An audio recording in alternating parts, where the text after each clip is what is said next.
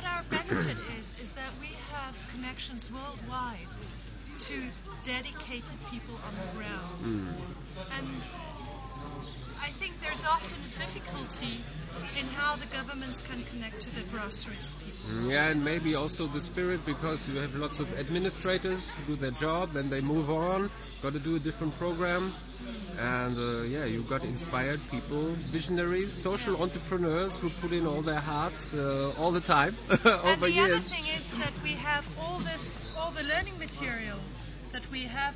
For instance, this book is the first of 4 books that has just come out. So this is the book, background information on the social capacity building, and there will be books on worldview, ecological, economic dimensions, and all of these books are freely downloadable from our website. All right, which is your website? Which is www.gaiaeducation.org. Yeah. And people can get the curriculum for the 4-week-long course in 6 languages, and they can get these books. Wow. Okay. The other 3 are coming out this year. And participants in your courses, what kind of people apply, join in? It's very different from country to country. For instance, in Senegal, we have one course that is for American students and Senegalese students, and we have one course that is being developed at the moment for tribal people in the villages. That is what you see here, where they are actually creating visual images of the concepts that are put in words here. It's for people who cannot read or write. So how do we convey the concepts around sustainability to these groups? So that's one thing. So it's developed in strong cooperation with tribals, yes, modern higher education, academics, and so on. Yeah. And in Brazil, we have a wonderful example where in Sao Paulo and Porto Alegre, here, let's see, here we have 2 courses that are especially geared towards city designers, city planners, and they are supported by the Brazilian government because they want to create sustainable cities in Brazil. They have a very big problem. So the people come and do this 4.5-week-long course, and then they start doing projects in the city, in the slums, etc. And we have like the course in 7 Linden, which is an international course at the moment where around 12-13 people come from all over Europe,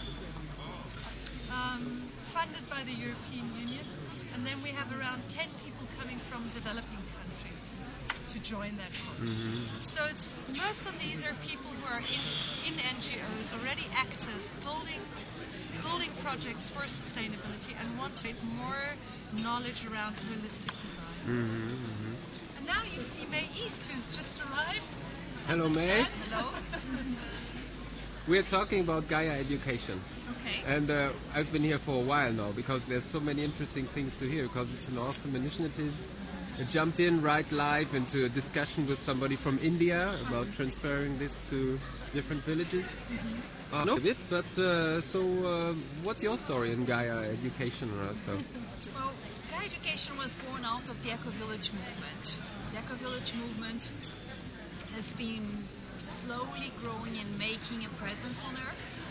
Some people say that we have about 15,000 members, depending the way you sum all the initiatives. And very early in the Eco-Village movement, we realized there was a need to put together all the knowledge built, the body of knowledge built in those eco-villages, and make it available for public at no cost. And Gaia Education was born out of this impulse of organizing this knowledge, and then from there, creating this curriculum very much with the 3 official pillars of sustainability: the social design, the ecological design, the economic design. And out of that, and the worldview, and out of that, offer to public site and to courses and to training of trainers. That's a little bit of the story. So you've been in the Eco-Village movement for quite a while then? I've been in the Eco-Village movement for 18 years, and with this 12 years. All right. Okay. So what has been your experience of breakthroughs and new eras of self-understanding stuff? I think the whole thing is not education is not to teach the world about eco-villages, but is to transfer the tools of how to build sustainable community on those 3 levels, and also to give the tools for designing. Designing is a learning process where you learn before, during, and after.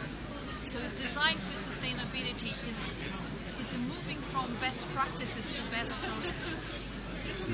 And I think at this stage I need to be open to speak to people, if you don't mind. No, I don't mind. I don't mind.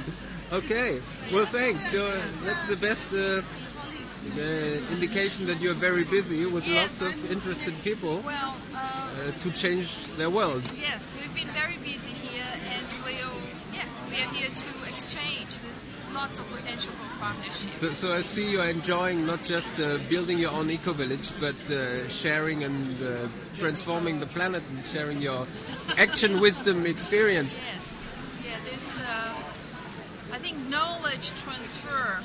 Knowledge is just transferred when it's applied, otherwise it's information. And the body of knowledge that we have created together, it is very empowering for communities and individuals and groups and organizations to take this and to implement in concrete ways. Everybody's saying postponing action is not more an option, and our education, it is action-oriented education.